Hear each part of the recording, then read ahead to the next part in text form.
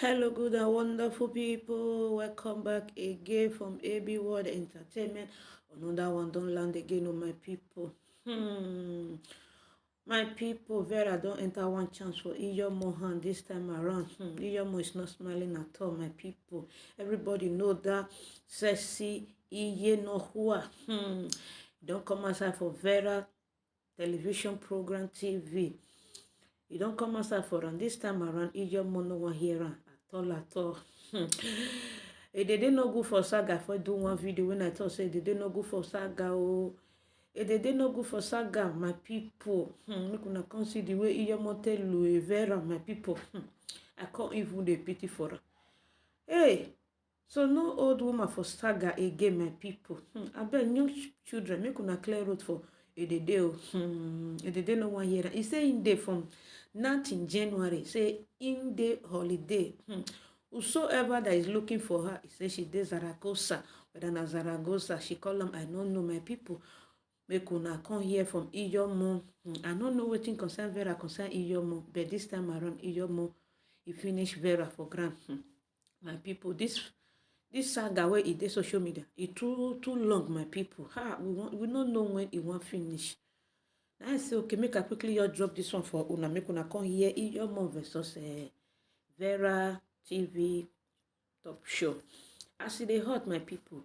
Good morning, good afternoon, depends on the time you guys are watching me from. Please, if today happens to be the first time where you come across this video, or you fairly watch, you never subscribe, I beg me use this opportunity to subscribe and also on your notification bell. As you do so, God bless you. To my new subscriber, you are welcome, and to my returnees, God bless you. Now, so we see my people. Iyomo say he no dey gree. Make una come hear matter for inside Matthias hand. This one is strong brekete. Happy Christmas and New Year in advance to my country people. Now I say make I quickly drop this very one for una this morning. This early momo, make una use and take drink moi and pap. Make una carry small start near body. In case say you need water, you not see water. Small start look like water. My people, now una sister AB World Entertainment. Make I leave una make una watch the full video from Iyomo. Happy view, my country people.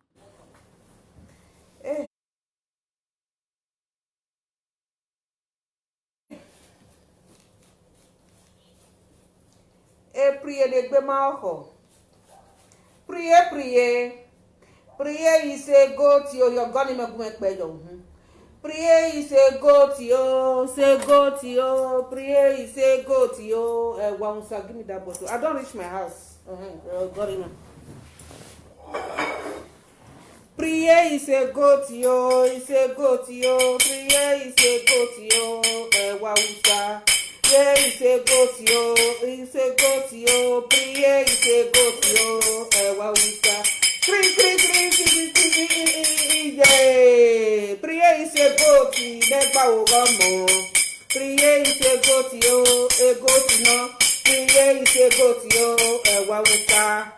Priye, oh, give my way. Ehi me ala wasisi ehi me von o ni nyewe benu keke benu ri alu ale I don't know take ma we kere hin atabo amen ni atok ole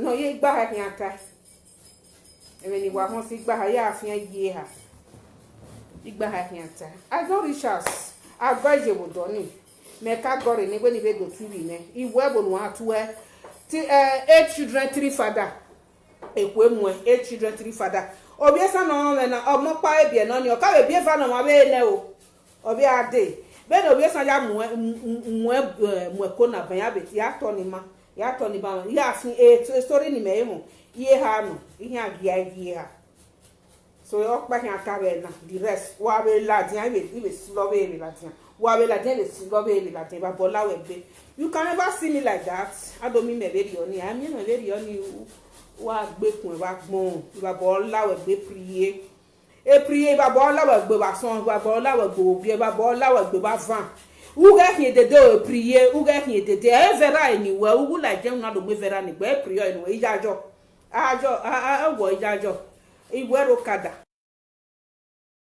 o ma ba ko pray nu dan pray no bia he kwa me ma bia he kwa me re do ni bi me na ma bia fi lo kwa mo mother well so na ti mo bo gbi bia de ma mi wanu wa ke gbe no do we so kan ya ase bo mi ti e me ni e mo no do we se wa ke gbe no kan ya hasai because i ma ti e bo ni ibu e ma ka ti e bo ni we wo jare we nu ti ro eri kan atu le we but i bo ni no road nu si ayo wa ni no kwa so fa kan ni i ti e bo ni me we ti e bo ni ibu e but e bo nu ti e me o kan i we ni no gu we be ba ni nu bia na reva be jam ni be ba ni o nya he ni ku we ki we no nya he we ni because i ma ka ti e bo ni ibu e i me to ni ibu e ni we nu ja gba ogiyan prie no ma gba ogo mo no bi o mo filo kwa bon trogwe o ma na to na do ha we bon trogwe o igi ye bon trogwe be nu je se ni aya bi o mo ni e bon na e trogwe no na ma go bi ere ba ni aga nu je eru adu awe wu gba o para wi go pon wa bo lawe gbe e jam no je ba ni enebe o ene document trial e be je be ba ni e ho ma heme ma ni me be inyana ge ho ene gwena mebe umaye be nu dinya ga reject asa no we dinya ga reject umaye wata lo minere muwe eru me odio no na podio me na do me odio me peri la je o ri me dey useless be nu wa dey useless o wa ya rago bo dey en rago ya mi na do ya wa be say wa we go to be me I wa be aro I enjoy myself the grace. Prayer is a goat yo, it's a goat yo. Prayer is a goat yo, Bausa. Prayer is a goat yo, Me wanna na nesina. You are born now we go. Yeah.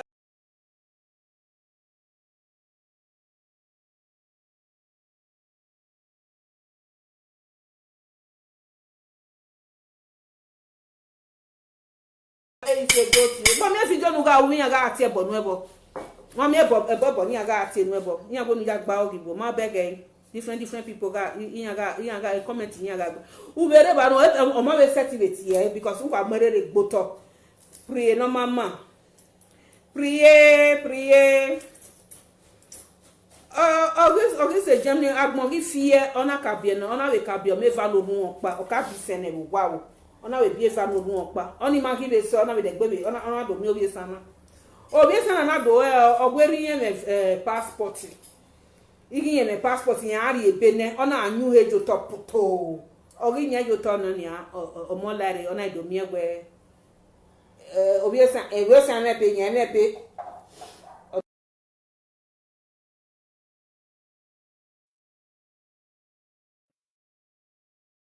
duma ona gari we sota for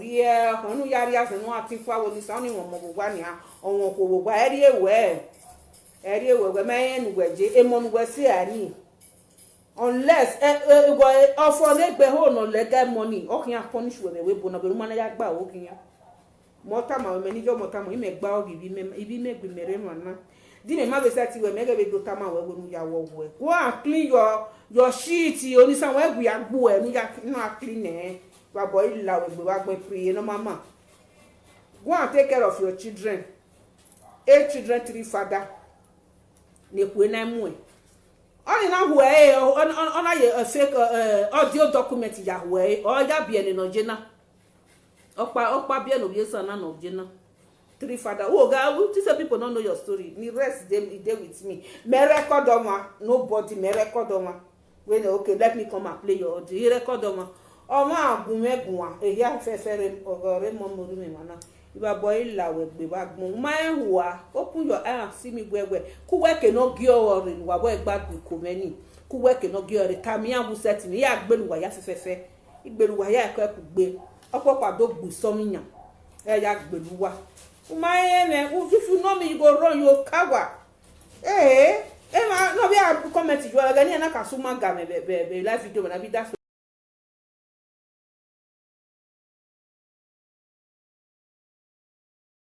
panu ma be ya ka mo ma we no ma do DNA test re ele no pa gbigbi agia asawo ogbe ma se gbi agia no bi o me ere ha we ma se gbi agia o ma se gbi agia nu ka bi o me va na be ba no oni be mu efu wa ono na be mu efa bon te ute be bi efa bon be mu efa because on character wo omo te ya le lo wo nu na ya fian ekia e na igba o be no ga ide gbe na ekia e nu na ya we chugom ivie kwa no ro sa le kwa be blow da penny go ru ya sa ivie kwa wa ri ekia wa ri fi no ke chugom ivie kwa no ro no mi na kwa sa le kwa be blow da penny go another day come and buy tell your teacher pray is a fool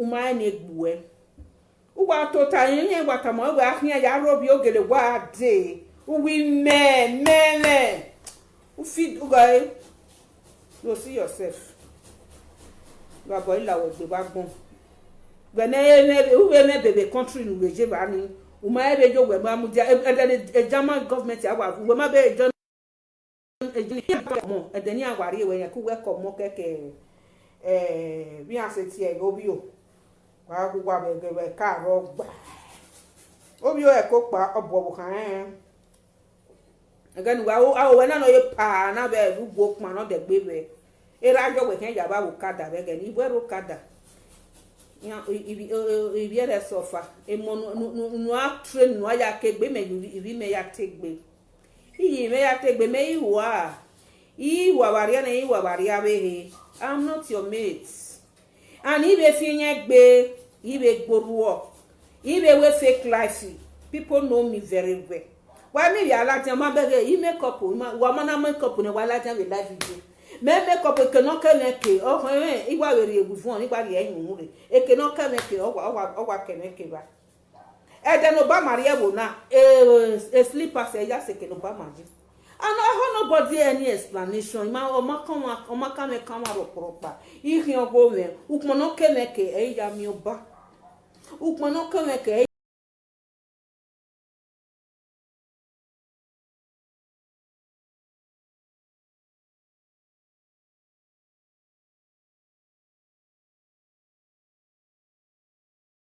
I not go school now. Me I can't speaking truth. I'm not going home regularly. Do what you ask me to do. That food when I chop those and no enter my body will go. No enter my body now. Cook another one. You hear? Don't disturb me. That's what's more talk. Not just you can't disturb me. Hey, Priya, who down? Go ahead. The second one, volume 2, me here, volume 1, enough. And me have got the person that by my man. Or that by my email him. You just say people don't know you. Iya gba enwe na gba enu pogodo na eku emu no gbigbi aga ni we ni e deze yo we wo no gbigbi aga ma se we me ma ka story we beto go bi edogbe kun nu we na jo si ogu wela jan na yen na idu aka me megberi we gbo ma be nu gbeje me kin agugun but I just want to tell you no do ka we e me nu ta ni we ni de gbe latian ugbo mebi o ha mu me go ka boge me ma e ha o wa ogwa no bie na ogwa me erie eime na bie na bie libi me na kokibi me ntamawe okwo masati yo akoko boss me gije kama e we live video ni ma wo ma na e beg me there mama na e bi egbe mama na e mi egbe o na gwa we live video ya la owo ya lobi you are very stupid adewo ka we na rewe ogbo ma be nuwe jo ha ekeni me muja ibe Nigeria ha gwa muja ibe ani e graduate obi me o ti gwa gbe ba eni me bi Nigeria e go kon o ti gwa vie ba ye mu te gwa fi o ti gwa my own respect or ye amen o ma be nuwe je na me ginye na mama na ugwo kpa who are you ana re Nigeria ekeni me total ekeni me muja ha gwa muja ibe ani wa bola we gbe o ma ehua yo we so fa meke ewe na do anya no me la video ikma gbu e opo hu gbu e uma ehua wa anya no gwa no anybody gun a uma ma no hia gugun a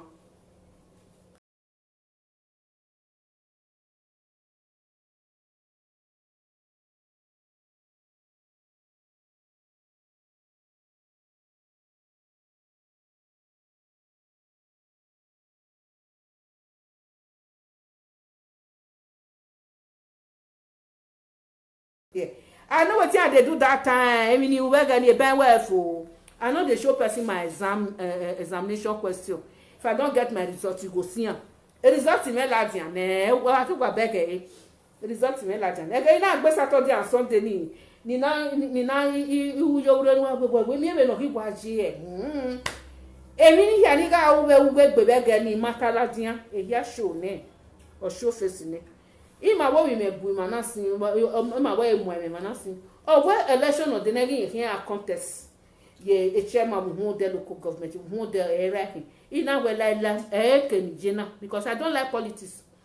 Politics is a dirty game. Is a thing to see after ma gbe mu wa iya je mi no boya gwa le gbiyan ma wa tawe ma na skeke ne no ma no re no do niyen we ma ne ma wa discuss me na si na we mo bobo ime bobo ma wu gba ni yan gbe ni no ma se ti gba ho bi that we koko wo say by this time we can get government we government ma na ri go no uri e bayi wo wo ba gbon wa gbe kun useless human being. April no mama ana bibi ni o ana bibi wetin job people take better pass Benin tell me wetin job people take better pass Benin make you tell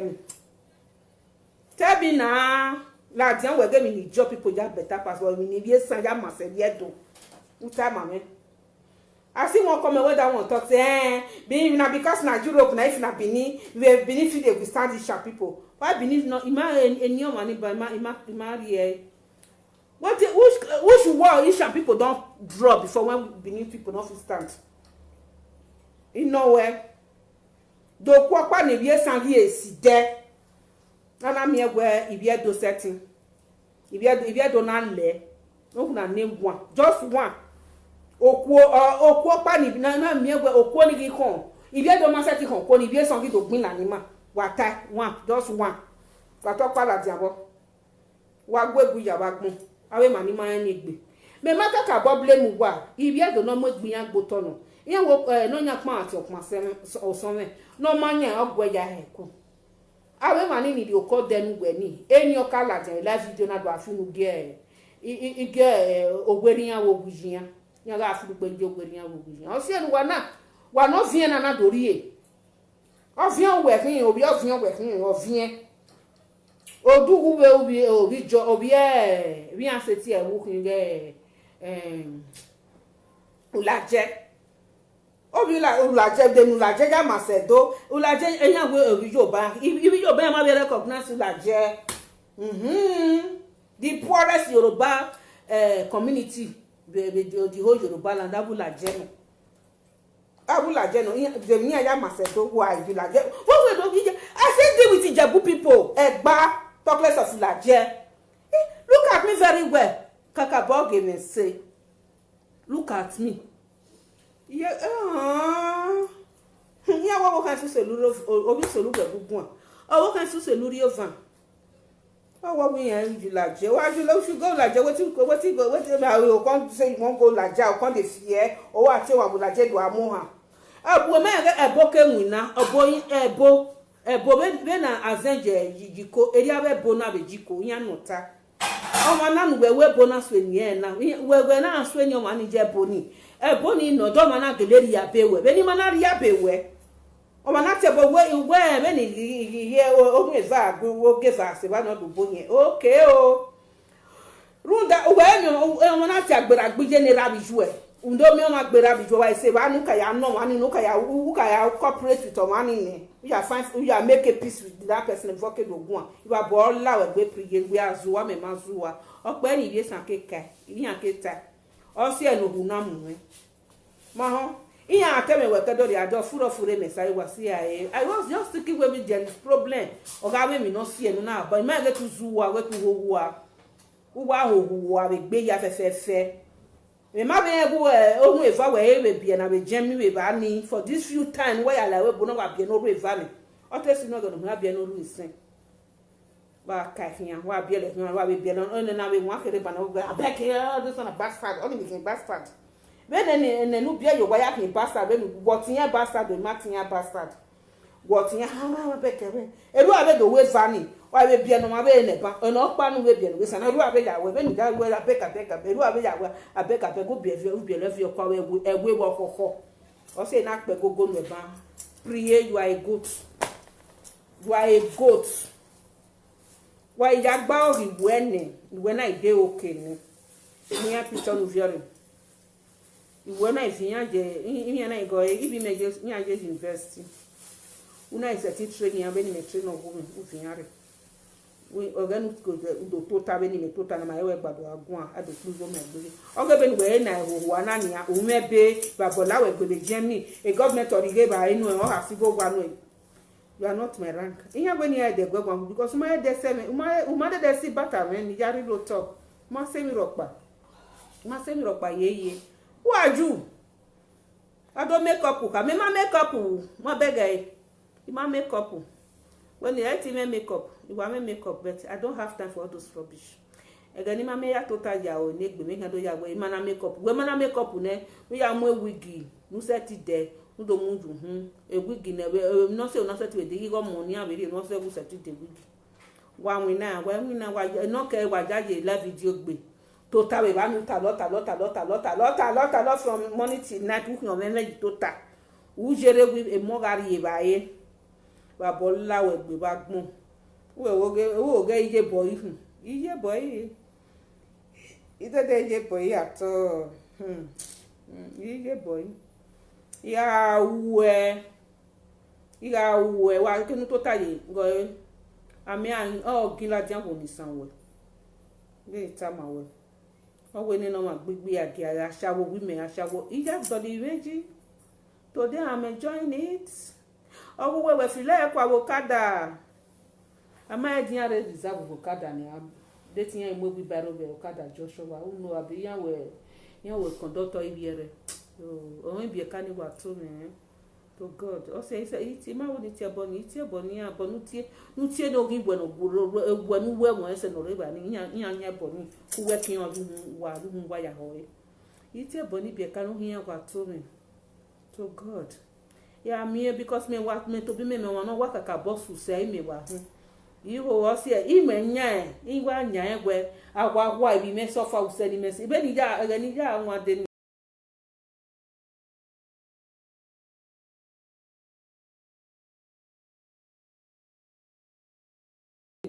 igwa se dena ibi me la o agwa me se ti beta mo gian le we no le desert dia de webo me wo bi me babo la we gbe ba gbon wa gbe kuja me we yan gugun o ri wife in anything at all I'm not your mate iwa live video na me iwe yeye iwa in anything at all ibe ruwo igo mo roporo pa we competition when me and we competition when igo mo roporo pa we competition I do my things to my own convenient time babola we gbe ba gbon gbe kuja well this weekend na me wa around we me video no yaro bi ra bi juwe ni jwe ni jwe fian gu ni o be fian gwa ria be o be ja gwa ria o be fian gu because o ma koko we si we no bi o mo dan le o keke ni yan ke mu jwe ni jo to keke ni ale yin mu jo yin ja wo because o mo dan bi we no ya bi nu we dan ne de gbe mu gbu be be ri dia gwa ria be ba bo ri la we gbe ba bo we mo mu hey man salobua asi okwo yan wa si okwo ba okwo me fi asi okwo me asi okwo me yeye asi okwo me we storage full almost full ignore which storage full I no install anything now the live video full No, the phone storage. We will do am later. We are finishing the time well. Many. Okay. Na te we are no pa ni na wugu me. Ni wugu me well. Ma jere yare many phone ni mi. Na better phone. Ero salo ba ya we se me here. Ero salo ba ya we se me e ko to ta e bus stop we ga ke moto. Iwa e ko to ta ma we gun oro pa gun o ni wa ge po pa wa mu je we bi ari na we ge kenire ore wa ya we mo bo bi na wa ri gojo mo po ati where did we keep that money just abi be we I keep am I go keep am for nylon go check the bag maybe go dey for you so no You don't know say tonteria, people dey plenty for tonteria. It's not be tonteria just now, you don't see anybody.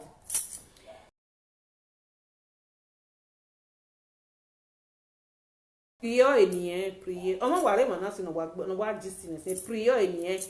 Ijajo yan ti evokada. Ijajo eje man yan won na evokada. Make I not talk everything finish today. Ya reserve e kwata. Ijajo obero ni buni san ya nwa e yan ye po. Me no the record person. Una wa to ta, yen na wa ta mo we bu e ya ti e bone una gele ade. Iya we kon ko gbegbe no we okuta. Okuta him. Amu me ye ze ile ye kuti. No shaking. We are other phone ya to so ko be there. O na ya fian ekia, o na ye ekia ite ya we pomo yi. My hand arogwa. We are can you withstand just one person? Am I go oru inside the be me na ga yan. Kesa ke ya o wa me fi obi na o wa me. Obi a wo kini. Obi na o wa me. Obi no gi ofe wo kun obi na wo wi me. Obi oza reba. Obi usen oreba. Si na to taji ba. Ije me we be yin da boski o go. E ma yan we da boski pa wo si. Wa se ti we me mi ro pa bi live video mana. Wa se ti o no pa we yan ku me la wa me no be cause we obi osunde obi osun ni giogio nothing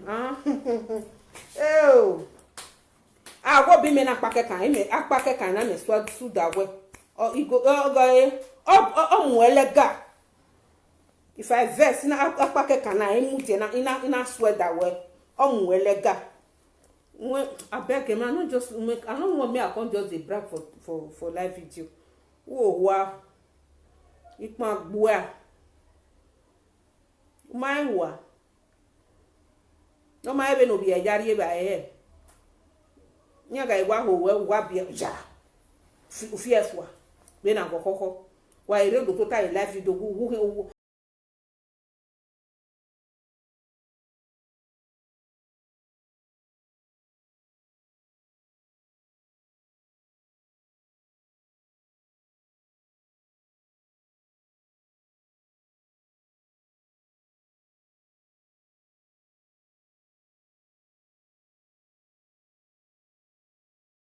ejina wa mi no zago tu o hu wa ya zage ba ni wa iya wa be welcome we ni ya ho ya mi wa gbon wa do ade ba ya do awe saga iya ho ya mi wa gbon me de ba ma ro pa nobody is my friend wo get me de ba mi anti e for we aja tu ari u na de ba be ba me do a story me ma kan tu ari just like that me kan tu ari very on be ni ari naked video get gumeni it here ma I was just thinking maybe she's a responsible woman you know ya agun I say not here that time ma what me engage ri enje but what can make kan here not here gbe ma be ni ma be here but I don't have friend even me I don't make friend one me no say me wa phone me phone is my friend e phone all say me he won't say zuwa wa gbon degi yeke we nu degi yeke ariana be o kan be degi yeke me no bi osun dota we a degi yeke hian u degi yeke no re jemi no ma inse no ya ko se to danu gba le be no aya mi be he wa do agbin na me live video un ebe nothing no be mu e come back bin ya ri ebe no ni me be u ha ma no ke do e we to mu e come back oni wa ya mo ko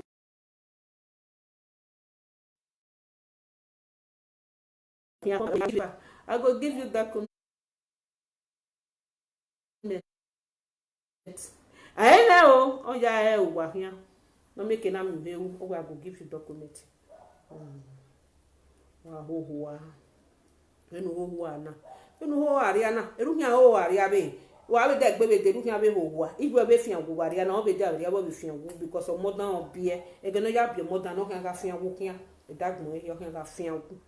Abonda we because he huwa ijwe kan when you fian go ariana ma to ariana o ma to 7 je o kan fian go kan ga fian go ijwe kan fian go kan e pri enu hu dan ki ya wo yan we ja ta mo kan o wa le la wa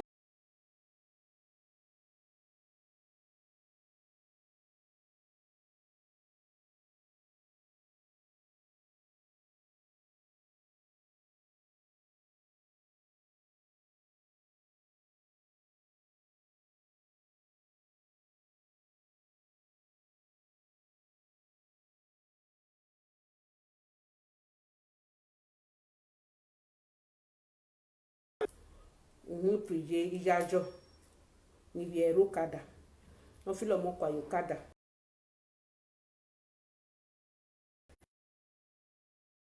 no do akwen ni vera be Germany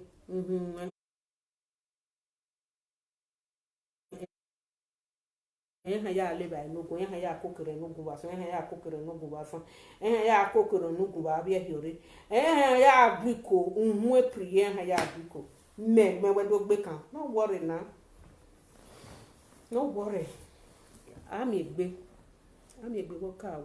They're very stupid. Me we are yard kige. When you go be do. We some papa na pana. Yeah, bina people. I have to a mass yet. The man by the way can be do sing you Bugani and Aduario. The man.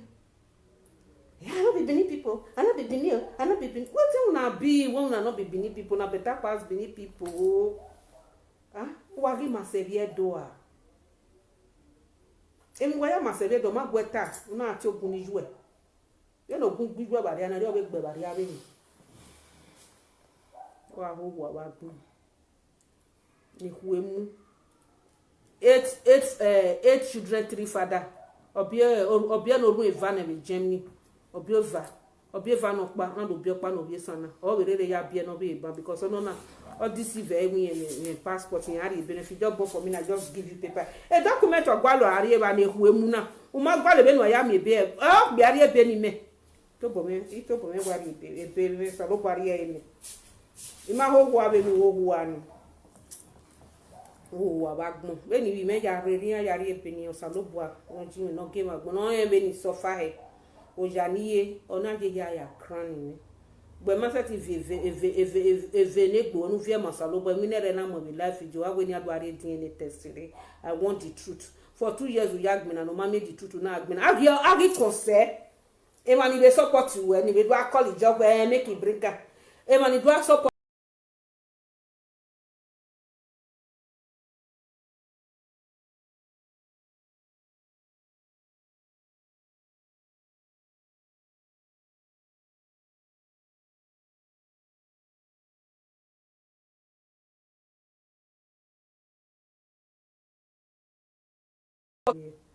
wa bo lawe gbe ba gbon nu degi yeke bariana wenu mana ene gbo ja o bariana de ya be wa be do de gbe ene gbo ja o de gbe ene gbo ja o ita illusion a slave of young imayakin.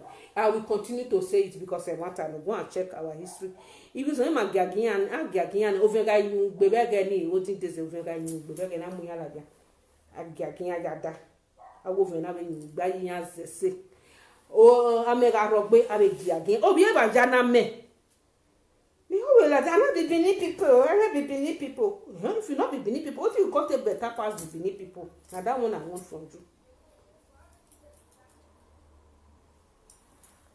wa ho wa ba gbon odegi jeke come gunegwan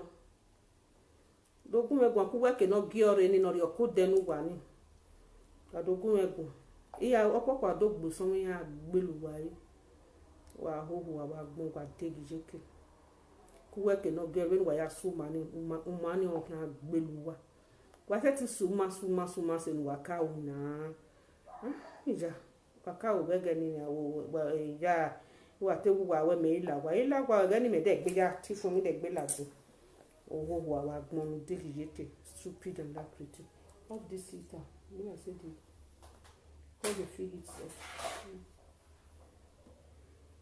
Oh, wagbon. Who are you?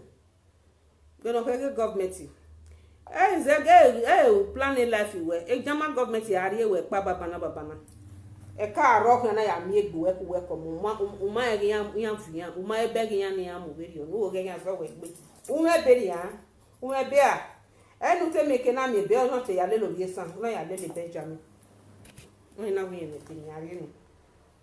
Ekogila no ke do na we Ibero. That was the second trip. The third one here with dinner.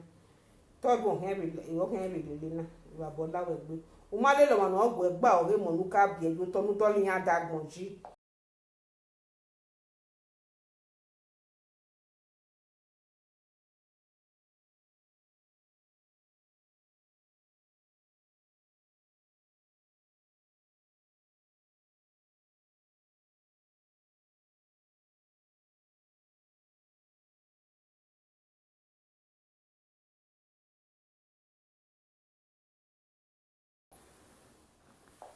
I was who I say. When I will do wait for can no pay. I will give you document. I will give you document. A Benjamin I will free to. I will give you document. I will give you document. I will give you document. I'll give fucking now. Kogila the one okay doing well. Oh document a Benjamin may be my way no anyway. Oh wagmo. Men are your baby ho ya fe wari pena. Iye na be ja inyame. We me. Ana be maybe me ade we me. We had a good make one. Men osalobo wa fi obeva. O wa je ono wa fi aba gele ya fe fonu wa fi e ga me. Ona ya wu yo be me we had a good one. When osalobo wa fi ye kegbe e din do e ya fi ye kegbu. Oto le jemi yan fi ye kegbu. Awe ti ma fi ye kegbu ke do da do ga ibi ebe ni. Wow. Otewe yan atebe mi ebe bo beji. On est avec four can pay, Dara. On est okay, no problem. Si c'est a cola, on a rébé. We na me be, but mo ya me be. Mani, you are bola we. Comment aduro, mo sa ti sika duro. Do na we sika duro. Maybe aduro when one day they will answer you here we be no ma setting. Emanu we bukon eni vio gwiyan do to na be we buyan me be e jama government awa so poburu we baba na wa ri we pe wa vi we bai ma mi ya deport yan wa vege ma we ni a deport we obete no sunu da we ni yan ari we futa ya yodo iwa bola we gbe ba gun gbe wa kiza abi nu kiza na le huemu.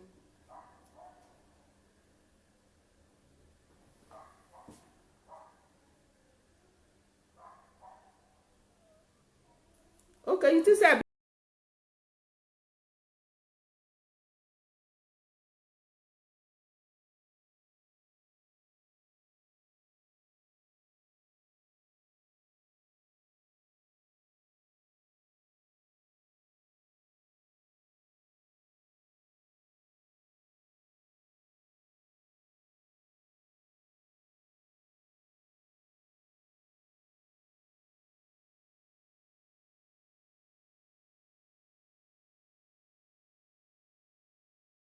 we nonsense.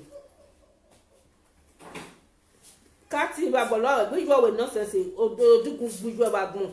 Uma ijo o we nonsense. Egbe ma o ijo e. Ijo no makoko we se ni. Keni we fake account yan yare na. Yan ya tin yare we ja ko re na ne. Iwa bola we gbe ba gun. Fake account gbelu ba gun. Come out openly. Iwa bola we gbe.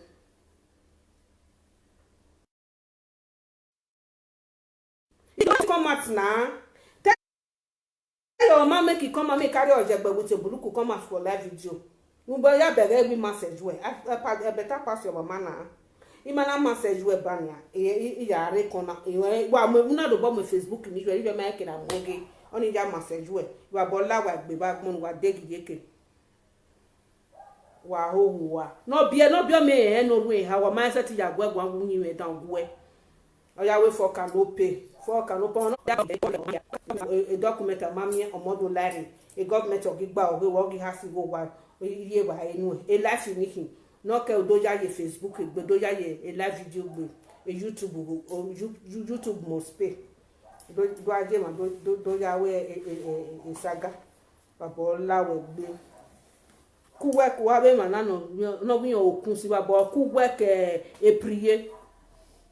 No, Okus won't talk to you. Okus, they thought say you'll be old person for Facebook. Okay, it's a real one. Okus. I don't look at when I know the same work. No verse, my brother. I said, no boy, I did, but well, take away money. I wear money, my neck, but only priye here. He tell me, I know, so no boy, I did, but I'm not neck booking. Era be baby, say, in your gamma, or why man or dega man. I'll be only priye here, and it, and when we're because in you give your do I give do no my neck be in any mere button always speaking truth thinking about people will be here ima who we no when no Messi omo no wa go gbera bi je wa ma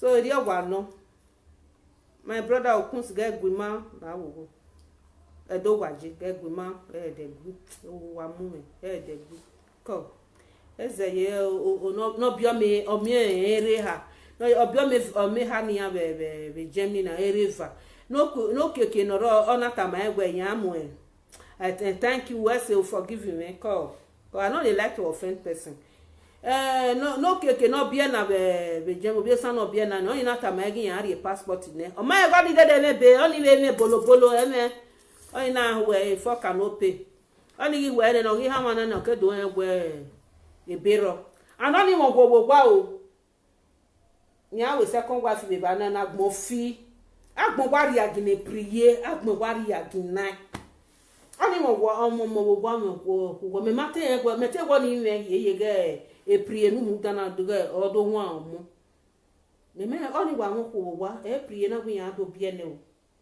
o te wi ami document o ma sa ti to bo egwa le document o ado gwa le document bo o ma behe oni na foke na mo ko ni ya bo ebere kon o fon pa my husband ya bo ebere ogwa pa oni me kin ya re single mother no single mother ya re ba e Germany ba ni ya bo ebe my husband o mo ko gbo hun a my husband I fuck am no pay when you fuck am no pay so free odo ka we I not do a shower I not do a shower person wey do a shower take care of you no better pass you.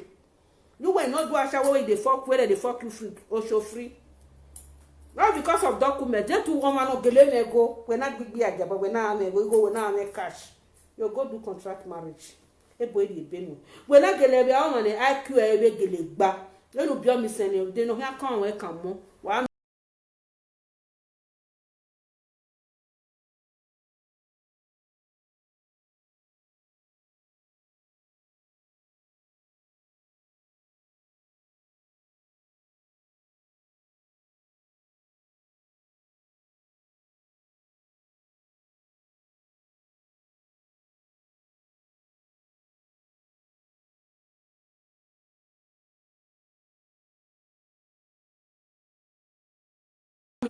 again me na struggle be bona. Everybody see me, you got struggle. Ya imu he mu nya ho, imu jije ke imu je mana, imu je fe won imu do bona. Ya asili he kan ni emu ari ba iga ha si go school, iga ha si go gwa, iga e degbe mara yan o, e ba na we kwali go ri be di gije me. Emi ya fe ga asili iga we ya fe kan, i ha si go gwa Abuja, i ha si go gwa Bedo, ize ege han dati, ege ba ye me na paga no.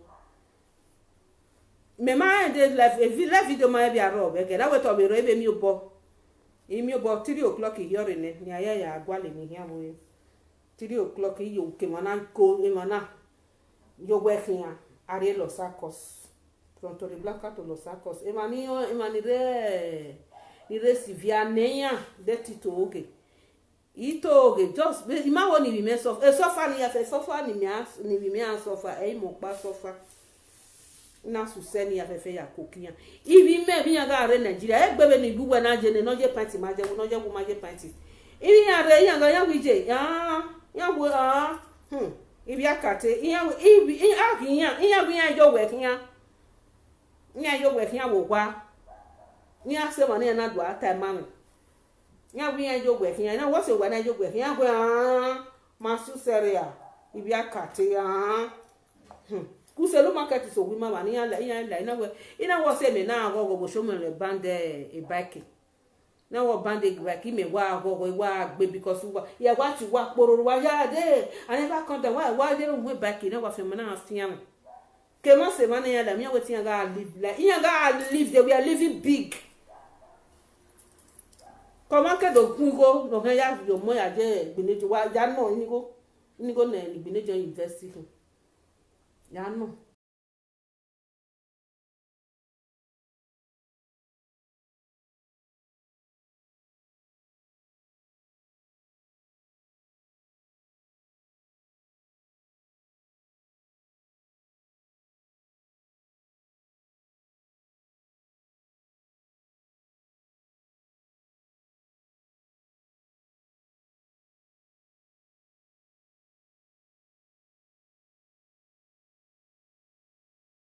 gujebe obi ọmọ ni finish you don graduate now or finish university of Ekpo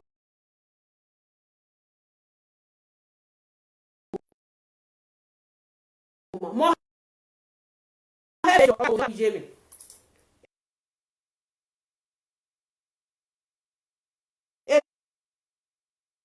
era ga me problem that time do ge obi me ya na ri e na we ya kugbe ima era ga ni ma je ya weti ja bia be no filo mo kwa na eri ja bia fifua ni ra o tin ra o se yo obo na be na o se obe no pa be na de no pa se obe no pa o tin ra no ga je o tin o da fon tin na ho no mo bi o kan ni ho o ya do so bi je me o tin me obi ichocho pan ju o tin ya ri ere ido be no wo kan ni ma gbe if anytime I go Nigeria God bless you ihe hobby merie Nigeria mi mate betie ma jere ya betie ma be no ba ma go o tule mu bumi ade o se won gba me ginegbe ogwu pa yen wa ya yen gi me no ima ka won iga awu yo bo ni gie do gbe ma se ti kokko bi wa ma iwu ya kokko bi o ma be wa bo lawe gbe o ma en huwa anytime when I go Nigeria I'll find blessing o bi e do ge ni meta na o bi e do o finish university nena igi ga ni megi ja ga egwe era na be ba obo na be ba mi kere na iguzo bobo wa hohwa wo ma se ti ko kibu wo kan be ko bi o ma be ma egwe ku we kan akoke ga iwu gwa gbe wa ya si koni go ina sun agbe lu gwa popa no ya sule ma tonju gwa hun o wu la je me ga ibo do tell la je hind o mu me when we je na me ija we ya tukun e bo ni je ra o wa ni tama inu ma ni me edun kun na mo edo ni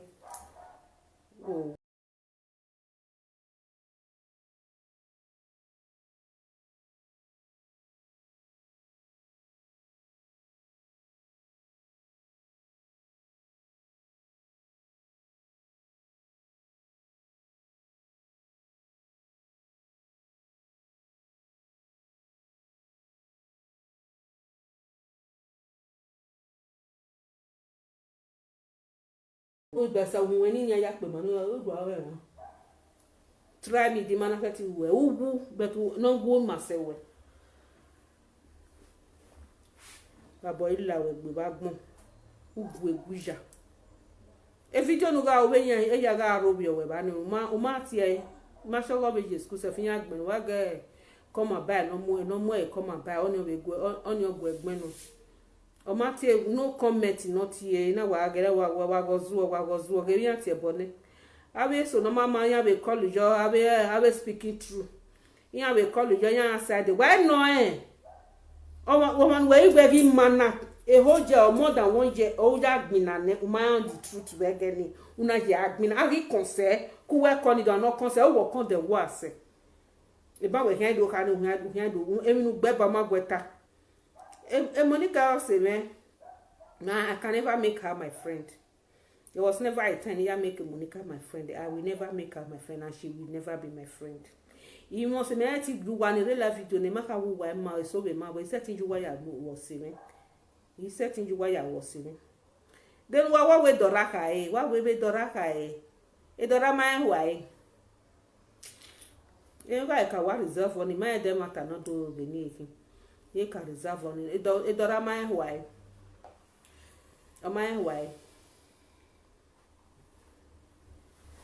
One kalawa. Uto tinegiabi. Begging. Vera take Vera. Prier take time. Prier is a go to take time. Prier is a foul take time. No be filo kwa take time uwe magbe uwe gi magbe uwe ni magbe o na bia ni pe ha opa isin una bia ni je won pa be rukada una ati una be bia no orun eva be una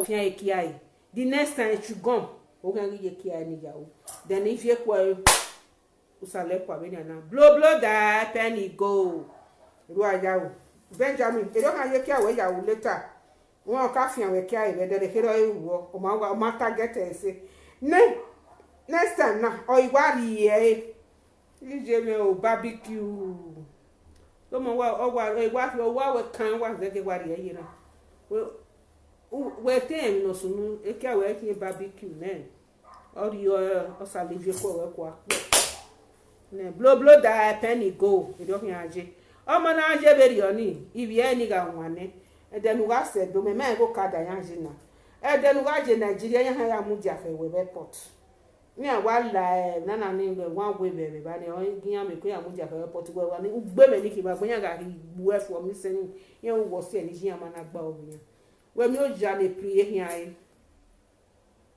ni awo fulu ni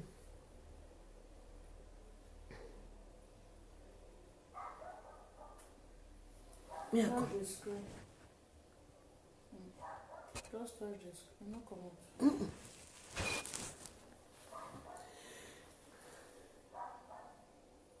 Okay, later my people waya beba waya bokin wa kojo. Wala wo wa gba ogiri wa je be pray o. E pray na o magma no na wa je bo e pray o dano. Nda magba ogiri e. Ore do o pere be na. E be me beba bola egbe ke no be je be ba ni. For can no pay. Ome en bi ere ha ogwe ne no ma gbigbi aga ere no pa gbigbi aga ya dolo mojo mama se no wa biele kan for kan o pe o show free kan o mama so gin yen ni o ma so ge na o biele o tewe Benjamin ari be ni on na ye passport ya ona we ikun igo ni aga ari ne be ke monoke ona mu ne Benjamin ona for free.